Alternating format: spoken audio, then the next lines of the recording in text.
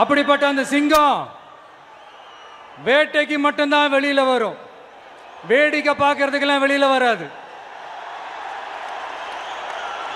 வேட்டையில கூட உயிரோடு இருக்கிற மிருகங்களை தான் வேட்டையாடும். அதுலயும் பெரும்பாலும் தன்னை விட பெரிய சைஸ் உள்ள மிருகங்களை தான் குறி வச்சு தாக்கும், ஜெயிக்கும்.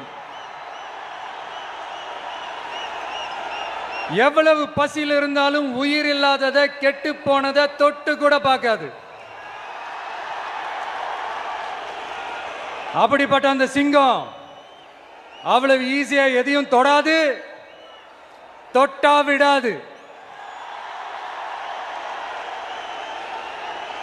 காட்டோட 4 பக்கமும் மார்க்கிங் மை டெரிட்டரின்னு தன்னுடைய பவுண்டரியை தானே வகுக்கும். அப்படிதான் அந்த காட்டையே தன்னோட கண்ட்ரோல்ல வச்சிருக்கும்.